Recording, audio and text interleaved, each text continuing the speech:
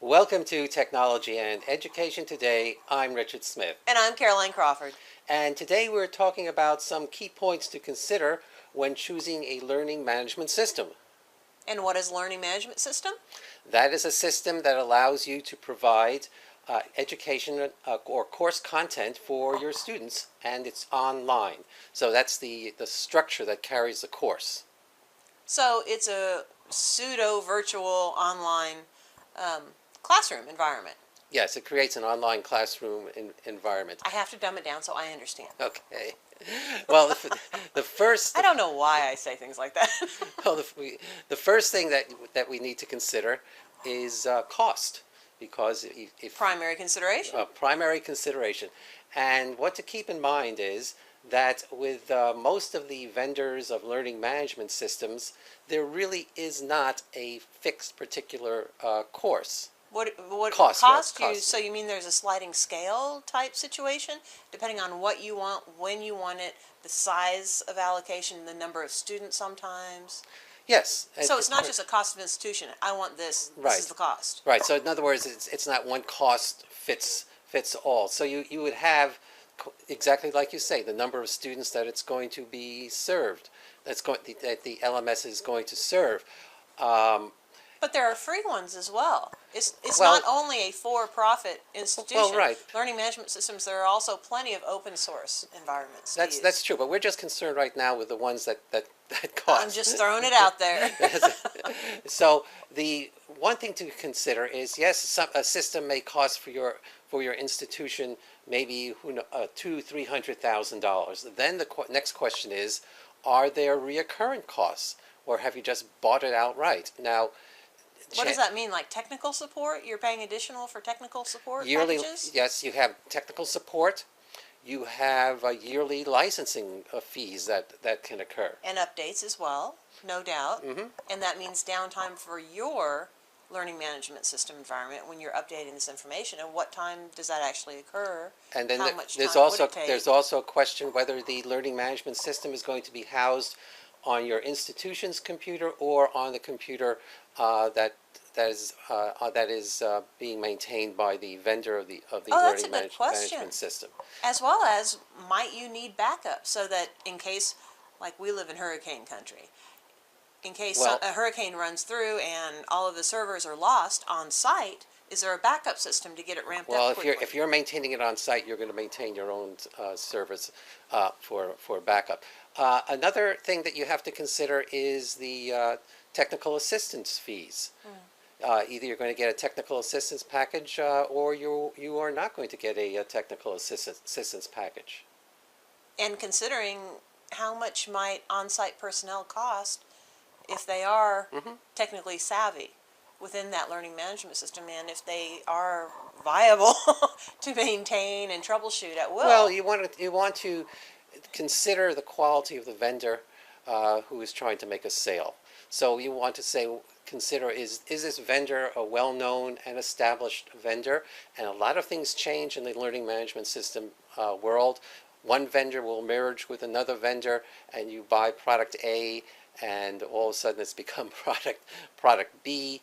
It's no longer maintained. You have to also consider the upgrades.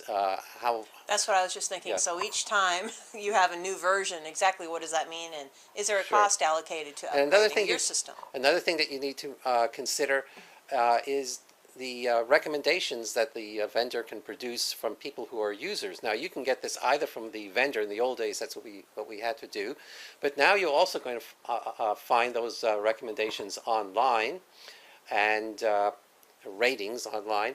And if not, you can ask the vendor for a list of the companies that have bought the product, the learning management system, from the vendor, and then call to their data processing departments or technology information system departments, and ask for their opinion of the product and of the vendor.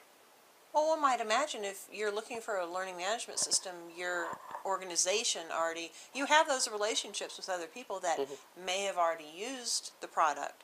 So you can just call up and say, hey, Joe, what do you think about this? You've had experience with this, right?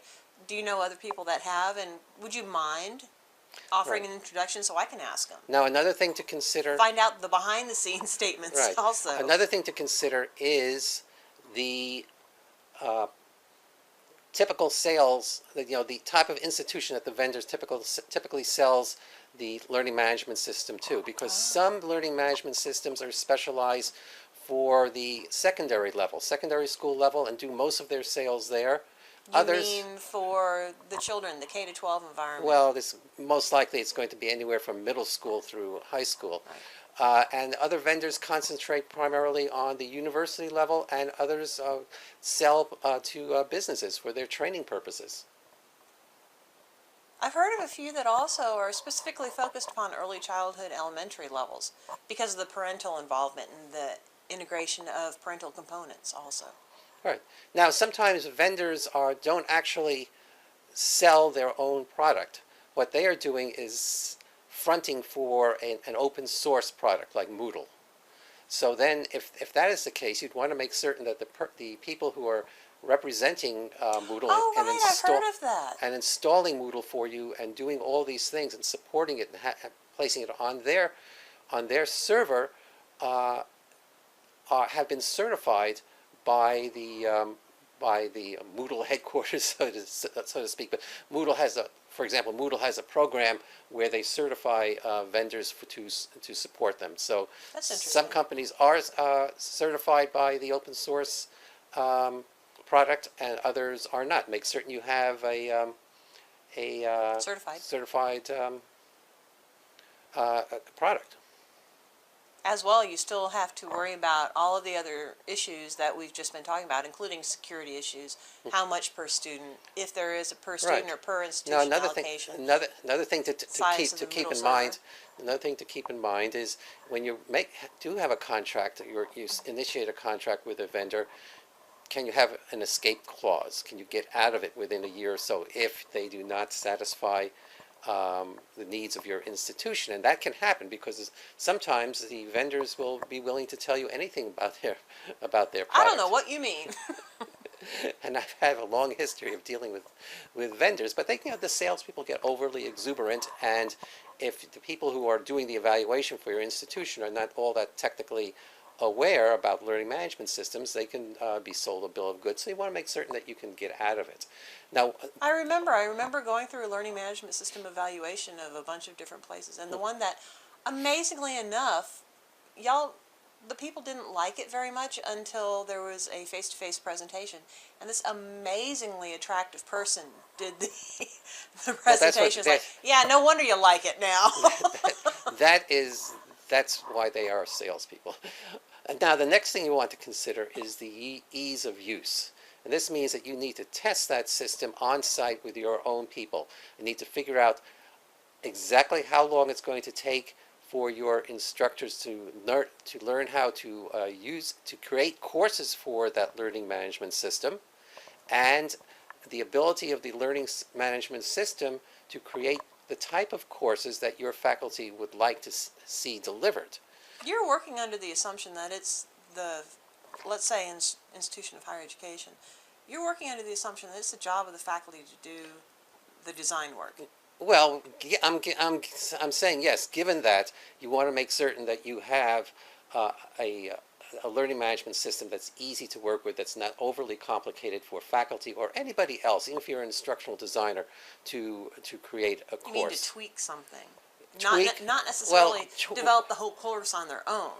Whether you're developing the course on your own, tweaking it, make certain that it's something that the faculty and the designers will use. Otherwise, if it's too complicated and it's too clumsy to use in regard to getting student assignments in, reporting back results to students, sending comments back to students, it takes too much time in general. Yeah, it's not going to be used. So you want to make certain that in addition to being able to be trained by the vendor, that the system meets your needs, and that you have training support in the form of manuals, whether they're online or on paper somehow. In addition to that, you want to make certain that you have responsive technical support. Now, I've worked with maybe 3 or 4 different learning management systems, and sometimes the technical support is very good, and sometimes it's mediocre.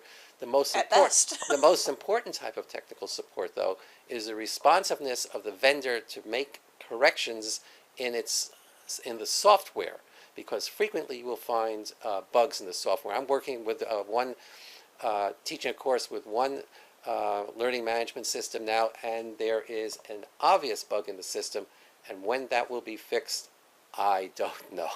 But certainly Well, enough that's people. rather inherent within, I think So- I know the organization, the LMS you're talking about, and that's inherent within that organization, within the product. Right. Another thing to consider is if the learning management system is compatible with all the major web browsers, because sometimes it will be compatible with two, sometimes one, sometimes all three. We're talking about Internet Explorer, Firefox, and Safari. Safari. Safari is that's a good one. If it's because more and more people are using Macintoshes these days. I was going to say Chrome, but Or Chrome. so it's four. But of it's the them. same four. idea. And this also depends upon the version of the product that you're using. Depending upon the version, at least at one organization in which I instruct, I can only use Internet Explorer as the interface. And it annoys me to no end. Well, Because that is not my we're- preference at the we're, moment. We're running out of time, but other things to consider is the difficulty in enrolling students into the course. You want to make certain that you can insert students from your school's student management system, and that it's easy to do. Adds and drops are easy to do, and From an administrative standpoint, absolutely. I still think, being an And- instructor, I still think the most important thing is if you expect me to maintain the viability of the online course, it had better be easy for me to update, to manipulate around. Because otherwise, it is way too much time. There's one final thing, because we were running out of time, that I want to hit on, and that's course design. It's very important that the learning management system allows the instructors or the course designers to design more than one or two types of courses. So of course most learning management systems are going to allow for direct instructional types of courses, and others will allow for courses that are that will use problem-solving techniques or constructivist techniques. I was wondering where you were going with that conversation. I mean, there must be about 10 or 15 different ways that you can design courses. A highly sophisticated learning management system will allow the design of courses to have a variety of different looks and feels. And so that's about it for this edition of Technology and Education Today. For Technology and Education Today, I'm Richard Smith. And I'm Caroline Crawford. Bye.